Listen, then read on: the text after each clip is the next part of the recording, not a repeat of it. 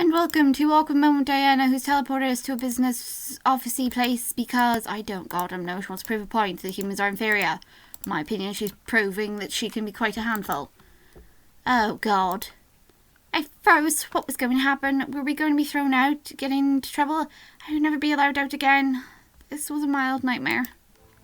Diana giggled, stopped my thoughts. I looked up to see her smirking at the group of men, a hand by her lips. Why, do you not know who we are? For shame, for shame. Diana guided me to a chair and sat me down before sitting on the table. I practically turned red as Diana hiked her dress to where her entire legs slipped out from the slit. She crossed her legs and tossed her head gently. We are your employers. This lovely lady is the CEO of the company, and I am her personal secretary. You men, however, are late. What? I stared at Diana as she stared down to the group of men like a tigress would her prey. The group collectively began to shuffle in nervousness. Surprisingly, they really believed her lie. How? Diana smiled and lifted her legs slightly, making the men lean in for a possible panty shot. I couldn't help but feel both stunned and slightly jealous. One of you needs to come over here and kiss my foot as an apology. What? I looked to Diana's foot, seeing it gently bop in slight impatience. Was she seriously going to make one of them kiss her foot? They obviously couldn't be that enthralled with her enough to stoop so low. I felt my thoughts become destroyed as I watched a man step out from the group nervously and get on his knees in front of Diana. As he gently cradled her foot in his hand, I tensed and held my breath. No way. The man gently kissed over Diana's foot, making me almost a solitary sigh escape her lips and send a shiver down my spine. Diana smirked and leaned back on her hands, looking down at the man before her. My ankle next. Like an obedient servant, the man travelled his kisses to her ankle as Diana let her head fall back with another sigh. Diana, what are you doing? Proving to you how weak the human mind is. Oh, for God's sake. Diana raised her hand above her and snapped her fingers, causing the group of men, ogling her that remained, to stand up like an army at attention. I felt myself tense and catch my breath in response, but I couldn't feel any power over me. Water, a massage, another kiss. With each command, a man was separated from the group and fulfill it obediently. I watched as each man became practically a slave to her whim. Diana closed her eyes and let a pleasured making my spine tingle again. For some reason, this irritated me beyond belief. Watching her be pampered by enthralled men made something crawl in my chest, something dark. I wanted it to stop. That's enough, Diana. Diana and the man around her suddenly looked at me. Diana was a little surprised, but then slightly smirked. Oh my, is someone a little jealous? Sweetie, you're making a scene. We don't need it. It's not like that. Just stop it. You've proved your point.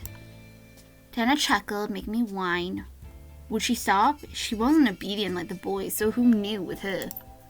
Diana then snapped her fingers, surprising me and forcing the men around her to huddle together where they were previously. I have proven my point, haven't I?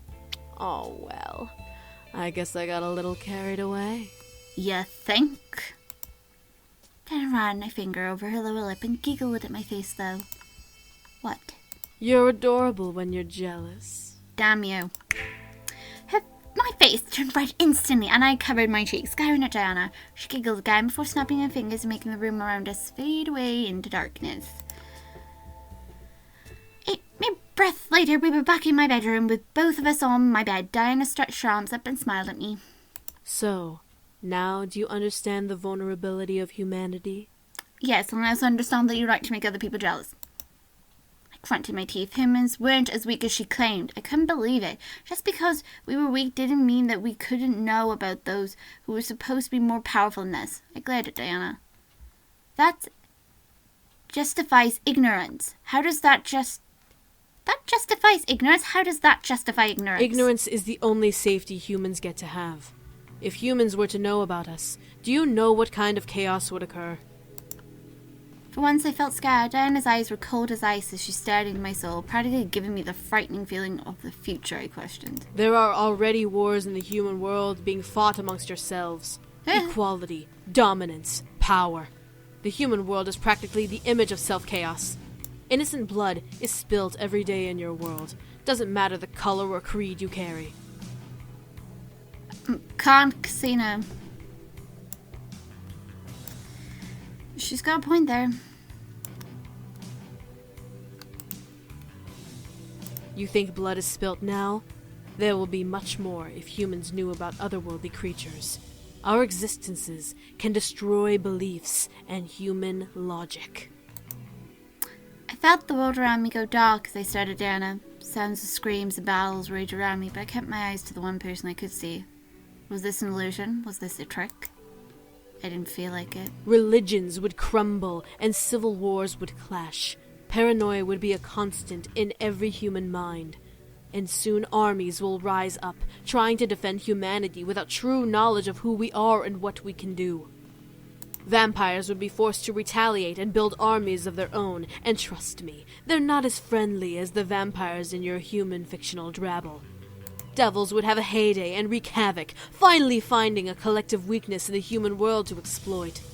Angels would have to come down and fight their devil rivals, and the human world would become their battlefield.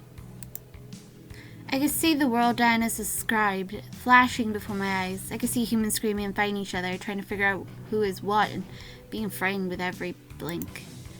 Imagine devils like Maleks ravaging cities and killing people, while soldiers try to fight back, failing and dying at every turn. The image was scary and I didn't want to imagine it. I shook my head, holding it in both hands before looking to Diana. My room had returned and Diana stood back at me. To my surprise, she had a concerned face. The rules are to make sure that we all stay at peace. To have us all fighting at once would result in a massive cataclysm that would engulf everything and everyone, no matter what you were. Diana finally broke away from the gaze she held on me and stared at the far wall. I could see a look of fear rush through her eyes as she looked away from me. I almost felt sorry, but my confusion covered my concern. Demons already have enough on our collective plates. We don't need to become the backlash victims of broken ignorance. Diana? Something in Diana's eyes made my heart almost hurt. Even though she wasn't looking at me, I could almost see all the emotions that ran in her mind just by observing her eyes. I felt bad, terrible even, for questioning her as I did. I was only human after all. However, I felt the need to comfort her. Something was going on and Diana was holding it back.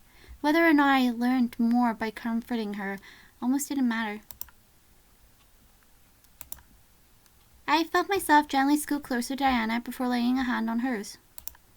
Diana stared at me for a brief moment before shaking her head frantically and shutting her eyes tightly.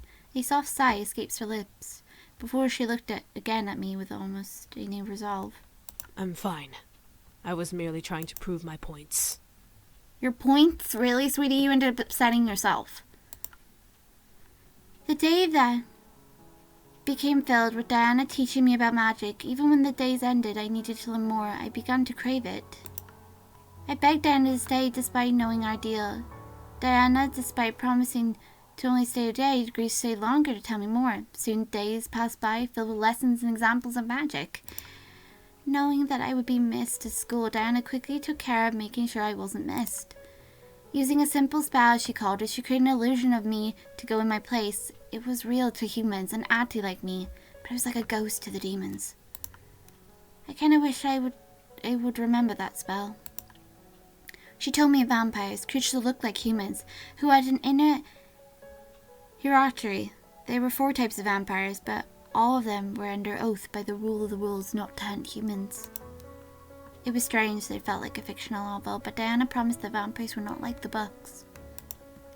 They had adapted to living with humans, creating a formula that would allow them to walk around during the day. They even had a blood bank as a currency and made synthetic blood to quench their thirsts. They had real blood to drink, of course, but they got it either through hospital blood drives or black market means. It was surreal. Devils were as chaotic as Maleks was, but they were still all under the command of the very powerful fallen angel and devil king Satan. He, however, still had the heart of an angel. He was simply sitting in hell waiting for an opening into the human world. I hoped he would never come. Angels, on the other hand, were not as I expected. When I thought of angels, I imagined beautiful human-looking creatures with wings and halos. I still wonder who spread that rumor. I'm guessing they don't look like that.